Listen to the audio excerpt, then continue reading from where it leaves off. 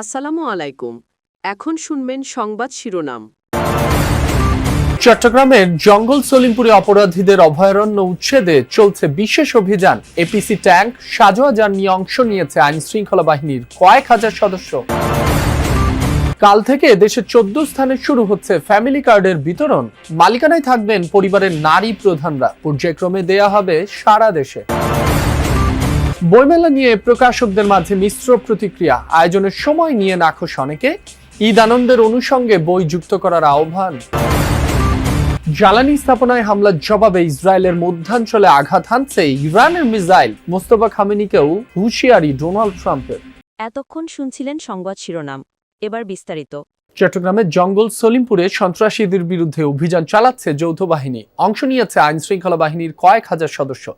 ভোরের আলো ফুটতেই শুরু হয় অভিযান। শুরুতে ড্রোন উড়িয়ে বেশ কিছু স্পট নির্ধারণ করে যৌথ বাহিনী। পরে একে একে ভেতরে প্রবেশ করে সেনাবাহিনীর এপিসি ট্যাঙ্ক, পুলিশের জলকামান, সাজোয়া যান, ডগ স্কোয়াড সহ ভারী অস্ত্রসজ্জিত একাধিক গাড়ি ছিল, অ্যাম্বুলেন্সও। র্যাব 7-এর অধিনায়ক জানান, জঙ্গল সলিমপুরকে অপরাধ সন্ত্রাস মুক্ত করতেই এই যৌথ অভিযানে অংশ নিচ্ছে সেনাবাহিনী, র্যাব 11, র্যাব 15, র্যাব 7 ও চট্টগ্রাম মেট্রো ও রেঞ্জের বিভিন্ন জেলার পুলিশ এবং বিজিবি সদস্যরা। জঙ্গল সলিমপুরে রুকন ও ইয়াসিন বাহিনীর আধিপত্য মূলত পাহাড় কেটে প্লট বিক্রি ও চাঁদা আদায় ঘিরে। প্রায়ই ঘটে সংঘর্ষের ঘটনা।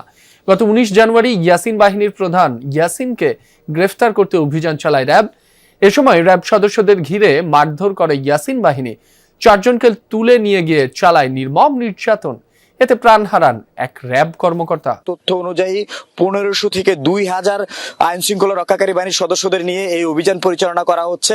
লক্ষ্য একটাই, রাষ্ট্রের মধ্যে আরেকটি রাষ্ট্র বলা হতো এই জঙ্গল সলিমপুরকে, যেখানে একজন আসামিকে ধরতে এসে একজন র্যাব সদস্য নিহত হয়েছিলেন। তিনি এক র্যাব সদস্য সহ সর্বমোট 4 জন র্যাব সদস্য গত 19 জানুয়ারি এই জঙ্গল সলিমপুরে হামলার শিকার হয়। সেই তথ্য অনেকটা ভয় দরিয়ে দেয় এবং নিরাপত্তা নিয়ে প্রশ্ন জাগায়। এই যে একটি জায়গা, সেখানে কেন প্রশাসন যেতে পারে না? সেখানে শুধুমাত্র এই র্যাব প্রাণী হারাননি, এর আগে গণমাধ্যম কর্মীদের গাড়ি ভাঙচুর করা হয়েছে, মারধর করা হয়েছে। জেলা প্রশাসন যখন উচ্ছেদে আসে, জেলা প্রশাসনের নির্বাহী ম্যাজিস্ট্রেটদেরকে লক্ষ্য করে ইটপাটকেল নিক্ষেপ করা হয়েছিল। এক পর্যায়ে পিছু হটতে বাধ্য হয়েছিল প্রশাসন।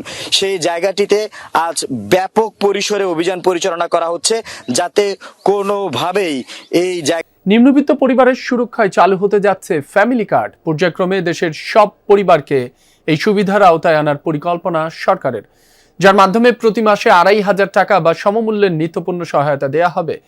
পরিবারের মা বা নারী প্রধানের নামে ইস্যু হওয়া এই কার্ডে বাড়বে নারীর ক্ষমতায়ন।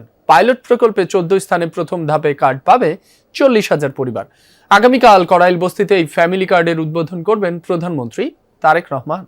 মিনা বেগমের প্রায় 22 বছরের সংসার, সদস্য 5 জন, স্বামী দৃষ্টি প্রতিবন্ধী। বিয়ের পর একাই টানছেন সংসারের ভার। কাপড় সেলাই করে যতটুকু আয় তার বেশিরভাগই যায় বসত ঘর ও দোকান ভাড়ায়। আর্থিক টানা পড়েন নিত্যদিনের। 30 বছরের মিনারার 4 সন্তান। রিক্সা চালক স্বামীর যা আয় তাতে খাওয়া পড়াই দুষ্কর। করাইল বস্তির রাশেদা বেগম, শিরিন আক্তারের গল্পও কম বেশি একই রকম। বিএনপির নির্বাচনী প্রতিশ্রুতি ছিল ফ্যামিলি কার্ড দেয়ার। সেই কর্মসূচির পরীক্ষামূলক যাত্রা শুরু হচ্ছে 10 মার্চ। করাইল বস্তিতে যার উদ্বোধন করবেন প্রধানমন্ত্রী তারেক রহমান। প্রাথমিকভাবে 4 মাসের এই পাইলট প্রকল্প, যার আওতায় 14টি স্থানে 40,000 পরিবারকে কার্ড দিবে সরকার। এর মাধ্যমে প্রতি মাসে 2500 টাকা অথবা সমমূল্যে নিত্যপণ্য সহায়তা দেয়া হবে। এই ঘোষণা প্রান্তিক হতদরিদ্র পরিবারগুলোয় খানিক আশার সঞ্চার করছে। ফ্যামিলি কার্ডের মাধ্যমে নারীর ক্ষমতায়ন নিশ্চিত হবে। সিদ্ধান্ত গ্রহণ সহ সবকিছুতে পরিবারে নারীর ভূমিকা বৃদ্ধি পাবে, এমনটাই প্রত্যাশা সরকারের। বইমেলা নিয়ে প্রকাশকদের মাঝে কাজ করছে মিশ্র প্রতিক্রিয়া। তবে এর মাঝে হতাশার পাল্লাই যেন ভারী। অনেকে নাখোশ মেলা আয়োজনের সময় নিয়ে। আরেক পক্ষ বলছেন, প্রতিকূল আবহাওয়া ও রাজনৈতিক পরিস্থিতির কারণে অন্য সময়ে মেলার আয়োজন হলে ক্ষতিগ্রস্ত হতো সব পক্ষ। একদিকে রোজা, অন্যদিকে মেলা। তবে ঋতুর পালা বদলে ঈদের পরই কালবৈশাখীর চোখ রাঙানির শঙ্কা। নির্বাচনের কারণে মেলা এগিয়ে ডিসেম্বরে আয়োজনের প্রস্তাবও হালে পানি পায়নি। মেলা আয়োজনে শুষ্ক আবহাওয়া সহায়ক। তবে পাঠকের উপস্থিতি নিয়ে প্রকাশকরা কি বলছেন? প্রকাশকদের অনেকেই জোর দিয়েছেন ফেব্রুয়ারিকে ঘিরেই মেলা আয়োজনের। তবে রোজায় মেলা ঠিক কতটা জমল? এখানে কি বিক্রি মুখ্য? প্রকাশকরা কি পেলেন এবার? কেউ বলছেন বছরব্যাপী বই প্রকাশ ও পাঠকের কাছে পৌঁছাবার প্রস্তুতি থাকলে রোজা কোনো সমস্যা নয়। তবে এবারের মেলায় লগ্নিকৃত অর্থ তুলে আনা নিয়েও সন্দিহান অনেকে। তবে সব প্রকাশনীর কর্ণধাররাই বলছেন ঈদ আনন্দের অনুষঙ্গ হতে পারে বই। ঈদ শপিংয়ে মেলা থেকে বই কেনাও হতে পারে নতুন এক প্রচলন। আর তেমনটি হলে লাভবান সবাই। আন্তর্জাতিক প্রসঙ্গ, ইরান জুড়ে অব্যাহত যুক্তরাষ্ট্র ইসরায়েলের যৌথ বাহিনীর অভিযান। রাজধানী তেহরান সহ বিভিন্ন শহরে চলছে মুহুর্মুহু হামলা। রাতভর হামলায় টার্গেট করা হয় ইরানের রেভলিউশনারি গার্ডের আরো বেশ কয়েকজন শীর্ষ নেতাকে। ইস্পাহানে আইআরজিসির সিনিয়র নেতা আলী হাশেমির মৃত্যু হয়েছে বলে দাবি ইসরায়েলের। অঞ্চলটিতে বিপ্লবী গার্ডের ডেপুটি কমান্ডার ছিলেন তিনি। নিহত আয়াতুল্লাহ আলী খামেনির আরও এক সহযোগীকে তেহরানে হত্যা করা হয়েছে বলে দাবি করা হয়। অন্যদিকে লেবাননের বৈরুতে একটি হোটেলেও মৃত্যু হয়েছে 5 জনের। এদের মধ্যে 3 জন বিপ্লবী গার্ডের কমান্ডার।